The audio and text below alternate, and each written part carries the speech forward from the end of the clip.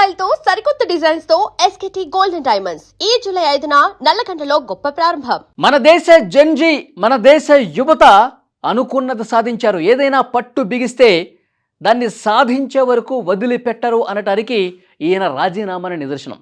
Yes, విద్యాశాఖ మంత్రి, కేంద్ర విద్యాశాఖ మంత్రి ధర్మేంద్ర ప్రధాన్ తనంతటి తానే రాజీనామా చేశాడు. రాజీనామా చేయాల్సినటువంటి పరిస్థితి వచ్చింది. జెన్జీ చేసినటువంటి ఈ ఆందోళన, ఈ ఉద్ధృతికి వాళ్ళు తీవ్రంగా లాఠీ దెబ్బలు తిన్నా సరే వర్షాన్ని, ఎండను సైతం లెక్క చేయకుండా దేశం నలుమూలల నుంచి జంతర్ మంతర్కు వచ్చినటువంటి ఆ జెన్జీ యువత సాధించినటువంటి విజయం. వాళ్ళ ప్రధాన డిమాండు విద్యాశాఖ మంత్రి రాజీనామా చేయాల్సిందే అని చెప్పి చాలా ఘంటాపథంగా, చాలా గట్టిగా నిలబడ్డారు. దేశంలో ప్రతిపక్ష పార్టీ ఏది కూడా జంతర్ మంతర్ దగ్గర ఆందోళన చేసి విజయం సాధించాల. యువత, ఓన్లీ యూత్, అసలు పార్టీ నిర్మాణమే లేనటువంటి కాక్రోచ్ జనతా పార్టీ ఆధ్వర్యంలో మొదలైనటువంటి ఈ నిరసనలు యువత మద్దతుతో, దేశంలో ఉన్నటువంటి పెద్ద ఎత్తున యువత మద్దతుతో ఇది సాధ్యమైందని చెప్పాలి. ఎంత నాటకీయత జరిగింది, ఎంత డ్రామా జరిగింది. ఇది మొత్తం యూత్, కొంతమంది అసాంఘిక శక్తులు జంతర్ మంతర్ దగ్గర చొరబడిపోయి ఈ విధంగా అన్రెస్ట్ క్రియేట్ చేశారు. అంత సీరియస్నెస్ ఏమీ లేదు, 2 రోజులు జంతర్ మంతర్ దగ్గర కూర్చుని వెళ్ళిపోతారులే అని కేంద్ర ప్రభుత్వం భావించిందేమో. కానీ అలాంటి పరిస్థితి లేదు అక్కడ. మన దేశంలో ఉన్నటువంటి యువతలో ఉన్నటువంటి అసంతృప్తి జంతర్ మంతర్ దగ్గర కళ్ళకు కట్టినట్టు కనిపించింది. అభిజిత్ దీప్కే అండ్ కోకి తోడుగా, అంటే సీజేపీకి తోడుగా పర్యావరణ ఉద్యమకారుడు సోనం వాంగ్చుక్ పెద్ద ఎత్తున అక్కడ జంతర్ మంతర్ దగ్గర నిరాహార దీక్ష చేశాడు.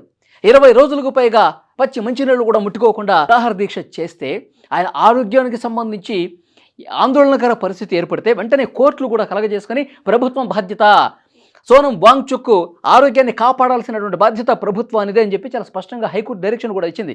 వెంటనే ఆయన ఆసుపత్రికి తీసుకెళ్ళిపోయి అక్కడ చికిత్స ప్రారంభించిన, నేను చికిత్స మీరు ప్రారంభించినా సరే దీక్షను మాత్రం విరమించేది లేదు అని చెప్పి ఘంటాపథంగా ఆయన అక్కడ కూర్చున్నాడు. తర్వాత అతన్ని ఆసుపత్రికి తీసుకెళ్ళిన తర్వాత కూడా ఇక్కడ ఉన్నటువంటి యువత మాత్రం ఒకే స్టాండ్ మీద కట్టుబడి ఉన్నారు.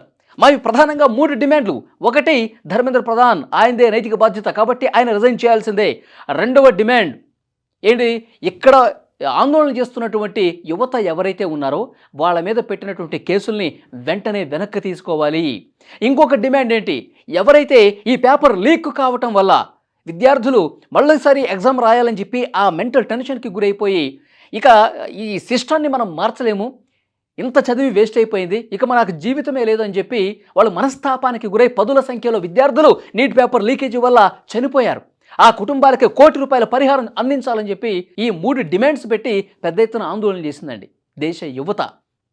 దేశ యువత అంటే ఓన్లీ ఢిల్లీలో ఉన్నటువంటి అక్కడ చదువుకున్నటువంటి విద్యార్థులే కాదు, ముంబైలో చేశారు, హైదరాబాద్లో చేశారు, పూణేలో చేశారు, బెంగళూరులో చేశారు. దేశం నలుమూలల ప్రతి చోట కూడా అక్కడ ఆయా నగరాల్లో చేయడంతో పాటు అక్కడి నుంచి పెద్ద ఎత్తున తరలి వచ్చారండి ఢిల్లీకి, జంతర్ మంతర్ దగ్గరికి. వాళ్ళలో అంత ఆగ్రహం ఎందుకు కట్టలు దించుకుందో తెలుసా? వాళ్ళకి అంత కోపం రావడానికి కారణం ఏంటో తెలుసా? 2026 ఈ సంవత్సరమే మొదటిసారి కాదు పేపర్ లీక్ కావటం, 2024లో కూడా లీక్ అయింది, అంతకుముందు కూడా లీక్ అయింది. అంటే మన దేశంలో ఉన్నటువంటి ఎడ్యుకేషన్ సిస్టాన్ని మార్చాల్సినటువంటి అవసరం లేదా?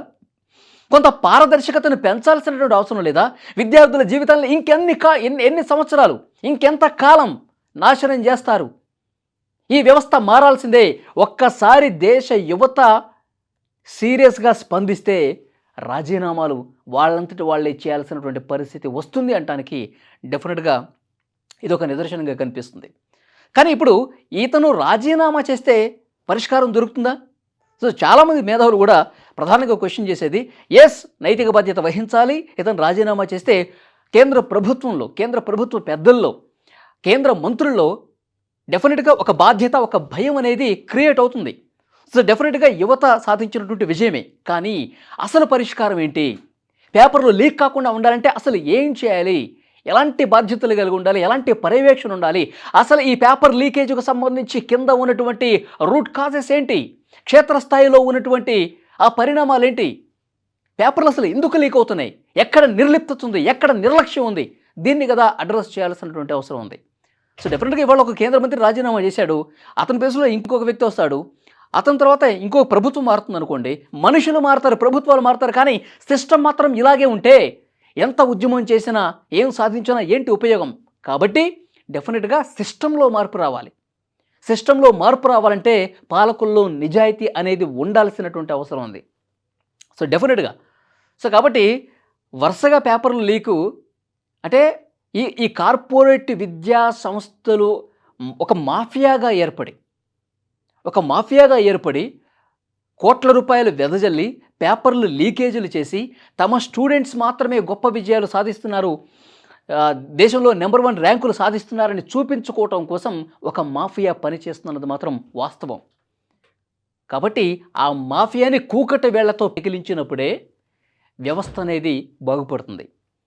కార్పొరేట్ వ్యవస్థలో వేళ్ళూనుకుపోయినటువంటి ఆ జాడ్యాన్ని తొలగించినప్పుడే విద్యా వ్యవస్థలో నిజమైన మార్పు కనిపిస్తుంది. సో డెఫినెట్గా ఆ మార్పు రావాలంటే ముందుగా మార్పు ఇక్కడి నుంచే ప్రారంభం కావాలి. అందుకే యువత చేసింది 100కి 100% కరెక్టు. వాళ్ళు ఆందోళన చేశారు. ఇప్పుడు జంతర్ మంతర్ దగ్గర ఏ ఒక్కడు వచ్చి ఆందోళన చేయలేదండి. అసలు యువతలో అసలు ఉద్యమమే రాలేదు, ఒక పోరాటమే చేయలేదు అనుకోండి. మునుపట్లాగా ఏంటి ఏం చేస్తారు? మళ్ళీ నెక్స్ట్ లీక్ అవుద్ది. ఏమవుతుందిలే, ఏముంది, ఏదైనా పేపర్ లీక్ అయితే ఒక సిట్ వేస్తారు, సిబిఐతో విచారణ జరిపిస్తారు, పలానా వ్యక్తి దోషి, అతన్ని జైలు పంపించేసాం, అంతే. మళ్ళీ పేపర్ లీక్ అయింది, మళ్ళీ చర్యలు అంటారు. అలా కాకుండా దేశంలో ఉన్నటువంటి యువత భవిష్యత్తు బాగుండాలంటే నిజంగా సిస్టంలో మార్పు రావాల్సిందే. అది యువత తీసుకొచ్చింది. ఎందుకంటే కేంద్ర ప్రభుత్వం కూడా ఒక భయపడే పరిస్థితి ఉంది. ఎందుకంటే నేపాల్లో పరిస్థితులు మనం చూసాం, అక్కడ కూడా ప్రభుత్వాలు కూలిపోవటానికి. బంగ్లాదేశ్లో పరిస్థితులు మనం చూసాం, శ్రీలంకలో పరిస్థితి మనం చూసాం. అంటే పాలకులు భయపడే పరిస్థితి క్రియేట్ అవుతుంది. పాలన సరిగా లేకపోతే, యువత ఆకాంక్షలు సరిగా పట్టించుకోకపోతే, దేశ భవిష్యత్తుకు అనుగుణంగా నిర్ణయాలు తీసుకోకపోతే యువత మునుపటి యువత కాదండి, జెన్జీ యువత, మొత్తం టెక్నాలజీని అందిపుచ్చుకున్నటువంటి యువత, సోషల్ మీడియాలో ఎప్పుడూ యాక్టివ్గా ఉండే యువత, మాకేం కావాలో ప్రభుత్వాలతో అడిగి మరీ అవసరమైతే బలప్రయోగం చేసి మరీ తమకి కావాల్సింది, తమకు నచ్చింది చేయించుకునేటువంటి, అది తమ హక్కుగా భావించి పోరాటం చేసే జెన్జీ యువత ప్రస్తుతం ప్రతి దేశంలో అన్నీ గమనిస్తూ ఉంది. యువత మనసులో నిజంగా ఒక బీజం ఏర్పడితే, యువతలో ఒక సీరియస్నెస్ ఉంది అని ప్రభుత్వానికి కూడా తెలుస్తుంది. అందుకే అర్ధరాత్రి సమయంలో ప్రధానమంత్రి మోదీ గారు వీడియో పెట్టాల్సిన అవసరం ఏముందండి? అర్ధరాత్రి సమయంలో రెండో వీడియో రిలీజ్ చేయాల్సినటువంటి అవసరం ఏముంది? వెంటనే ఒక బిల్లు తీసుకొచ్చేసి ఇంకా చాలా కఠినమైనటువంటి చర్యలు తీసుకుంటామని చెప్పాల్సిన అవసరం ఏముంది? ఫాస్ట్ ట్రాక్ కోర్టులు పెట్టాల్సిన అవసరం ఏంటంటే, యువత ఆలోచనలకు అనుగుణంగా యువతతో పెట్టుకుంటే ఎవరైనా సరే తల దించాల్సిందని చెప్పి అగ్రనేతలకు కూడా అర్థమైపోయింది. కాబట్టి హుటాహుటిన చర్యలు తీసుకున్నారు. డెఫినెట్గా మన దేశ యువత సాధించారు. డెఫినెట్గా ఈ ఒక్క విషయంలోనే కాదు, ప్రభుత్వాలు వక్ర మార్గంలో పోతున్న ప్రతి సందర్భంలో యువత ఇదే విధంగా స్పందించాలని మేధావులు కోరుతున్నటువంటి పరిస్థితి ఉంది. దేశ జెన్జీకి హ్యాట్స్ ఆఫ్ చెప్పాల్సినటువంటి అవసరం ఉంది. ఇది కేవలం వాళ్ళు మాత్రమే సాధించినటువంటి విజయంగా చూడాల్సిన అవసరం ఉంది. వాళ్ళకొక ప్లాట్ఫామ్గా ఉపయోగపడిన సీజేపీని కూడా ఈ సందర్భంగా అభినందనలు తెలియజేయాల్సినటువంటి అవసరం ఉంది. ఈ వీడియో మీద తప్పకుండా మీ అభిప్రాయం కామెంట్ చేయండి.